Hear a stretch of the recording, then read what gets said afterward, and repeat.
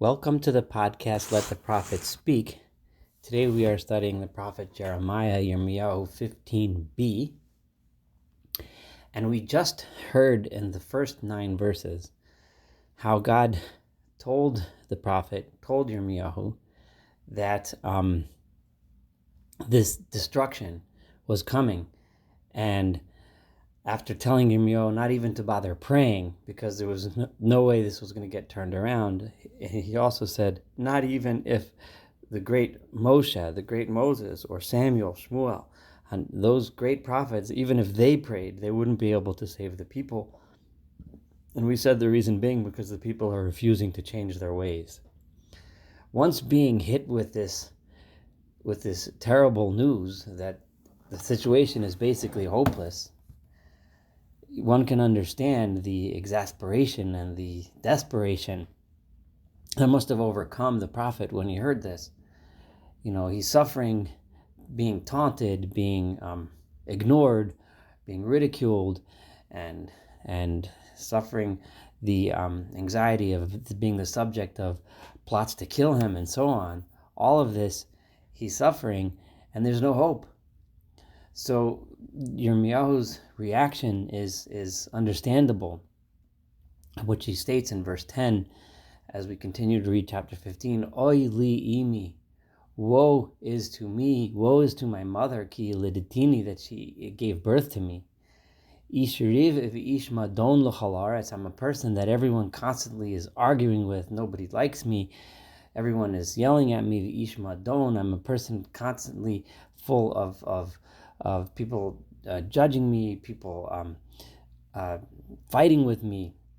Lo nashisi v'lo nashubi, I've never borrowed, I've never lent money, which is usually a source of conflict. But I've never been involved in these kinds of interactions. Presumably also because as a priest, he wasn't a businessman. The temple was his would have been his livelihood. But I've never been involved in any interactions that should lead to fights, but still this is kulo mikalalani, everyone is cursing me.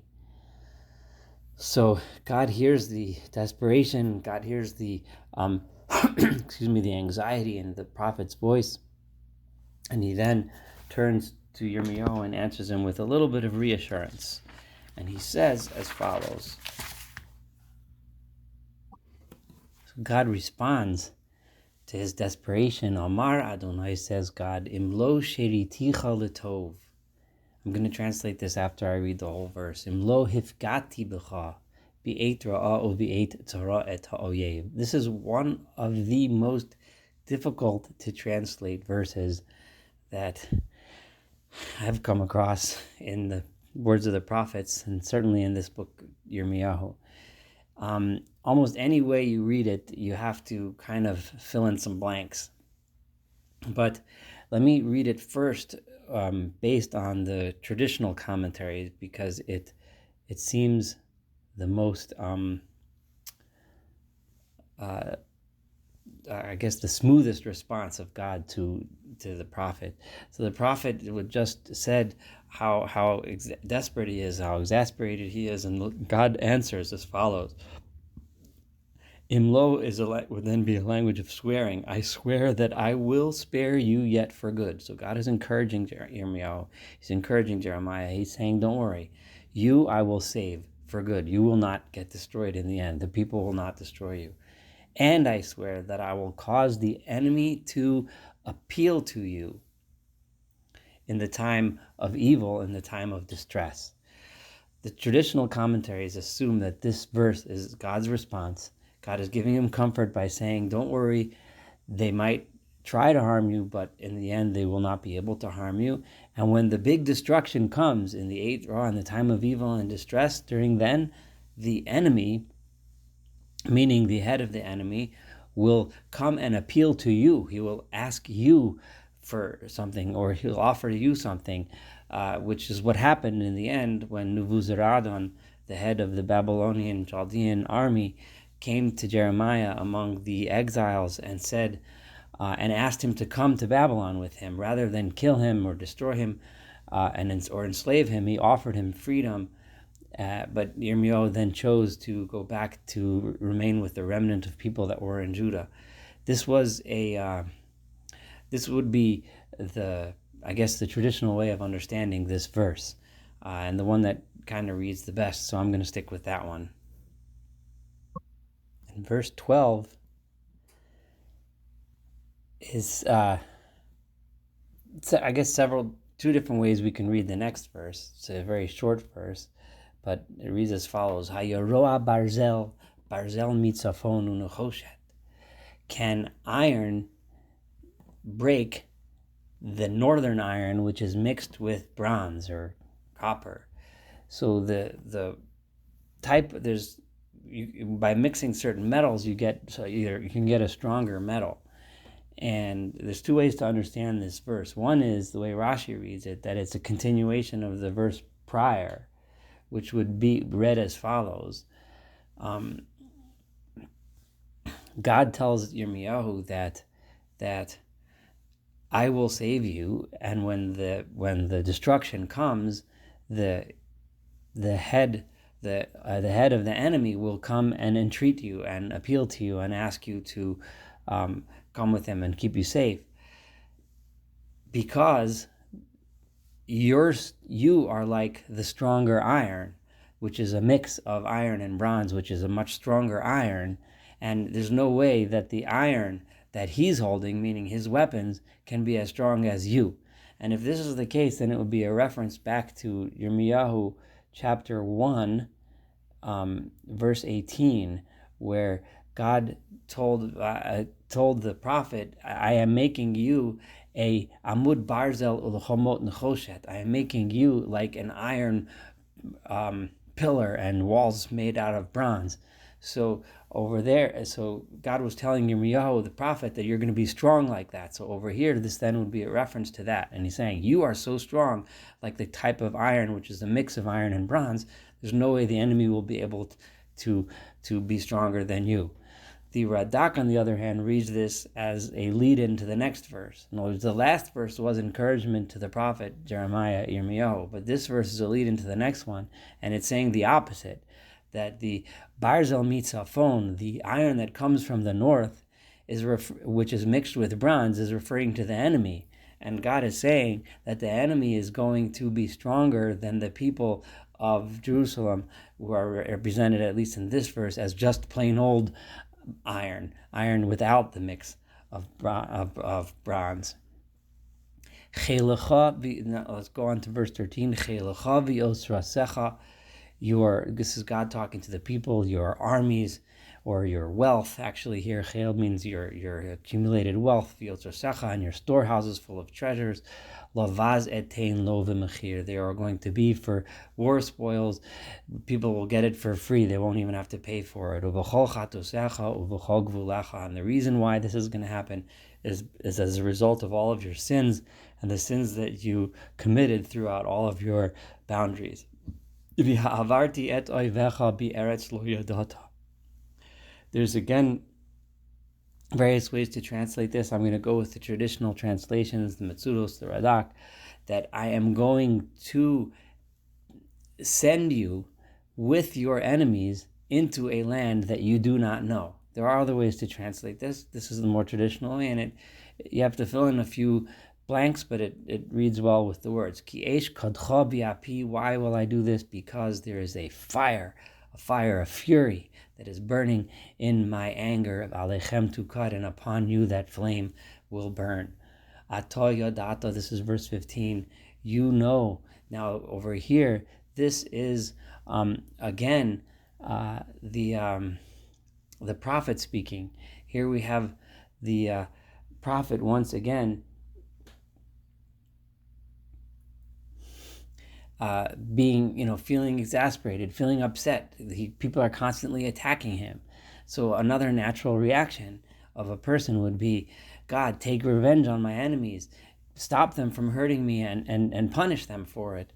And it's a little bit difficult to imagine a prophet, especially a prophet who's been so referring to the people as Bat Ami, as his beloved nation, and has been so much a defender of the people, and he just even prayed for them even after God asked him not to. But over here, it's a natural reaction. Atoyadata, you know Adonai God. Zochreini ufakteni, remember me, and keep me in mind. V'hina kemli mirodfai, and take revenge for me against my enemies. Al le'erech apcha tikacheni.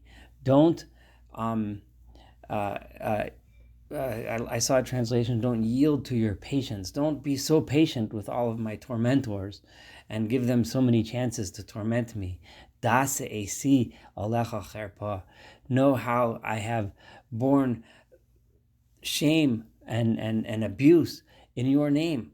People, they're abusing me because I'm doing what you asked. So please take revenge upon my enemies. Nimtzeu divarecha v'ochlem. May they find your when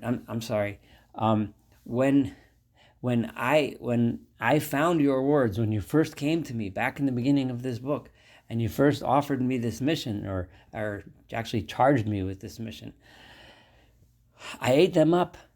I was so happy, I was so excited in my heart to hear your words and take upon this mission. And the Rashi explains the reason why I was so happy then was because I thought that the people were going to listen. You told me that I have a mission to tell the people to mend their ways, and I thought they would mend their ways, and then I would be a happy prophet to accomplish getting the people to act properly. And I was so proud that you called your name upon me, Adonai Elohei Tzevaos, God, the Lord of hosts, and here I am, your prophet, with your message. Here I am, all excited. However, and lo yashavti besod misachakim va'elos. This is verse 17.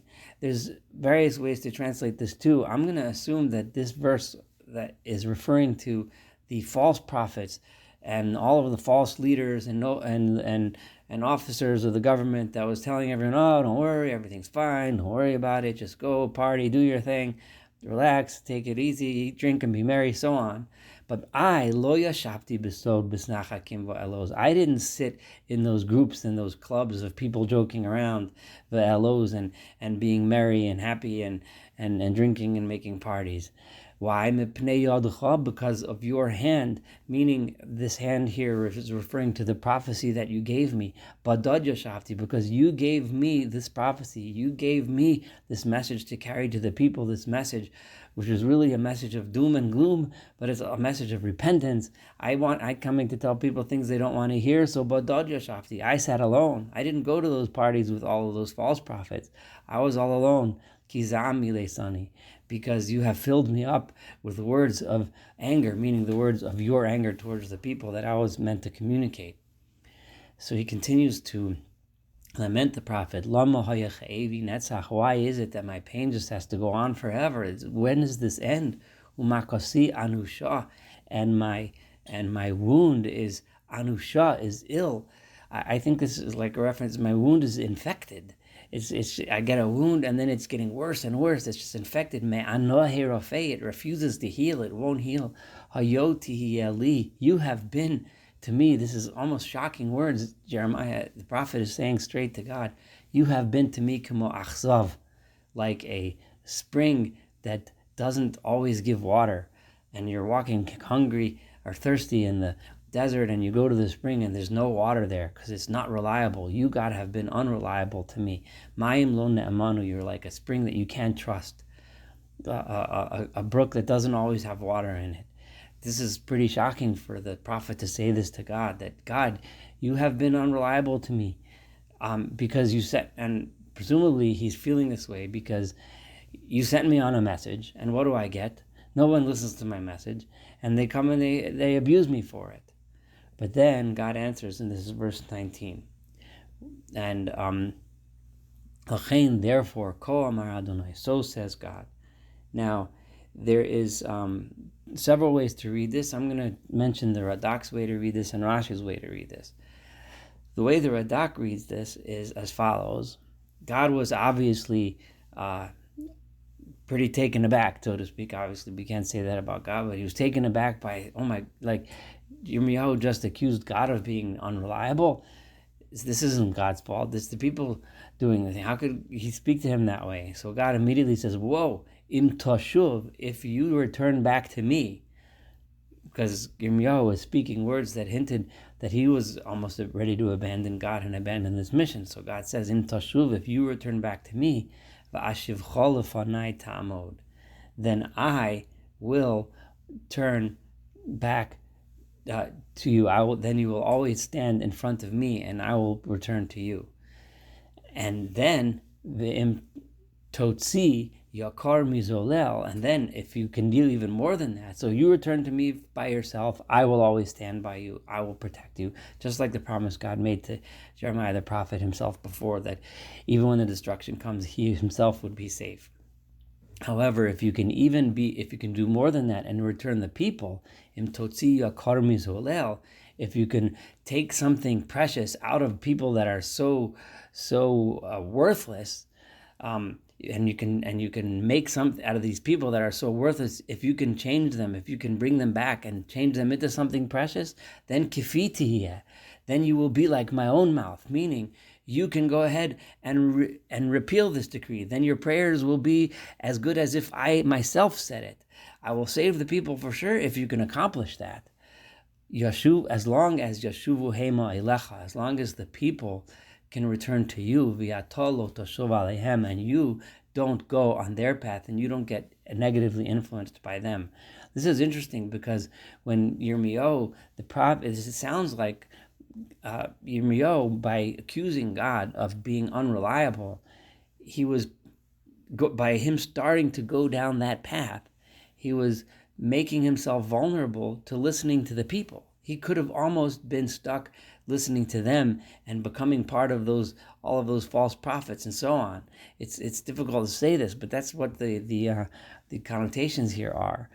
However, God then says, "Whoa, no, you come back to me. You stay with me, and I promise I'll keep you safe. And you be really, really careful that when you go out to influence them, that it's you who's influencing them, not the other way around."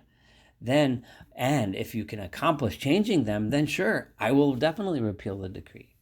Another way, that was the Orthodox way of reading this verse. Rashi looks at this verse as if God completely ignored Yirmiyahu's, the prophet's very strong objections, and just went on and said, "Im tashuv, if you can bring the people back." So it was like repetitive. If you can bring the people back, I will stay with you. If you can bring something precious from the worthless, I will stay with you. As if God completely ignored him, but then beseeched him and said, make sure not to get influenced by them. Let's move on to verse 20. Unisaticha la'am hazeh, and I will make you, and this is just a guarantee God is giving the prophet, I will make you for this nation lechomat nechoshes besura, like a fortified, strong wall of iron, or bronze, actually, or sometimes translated as copper. V'nilchamu elecha v'lo yuchlu lach. The people may argue against you, they might wage war, so to speak, they might have conspiracies to harm you, but they will not be able to harm you. Why? Ki yitcha ani, I am with you, l'hoshiacha, I am here to save you, l'atzilecha, and to rescue you. No'am Adonai, so says God, v'hitzalticha miyad ro'im. I will save you from the hands of the wicked people that are trying to hurt you.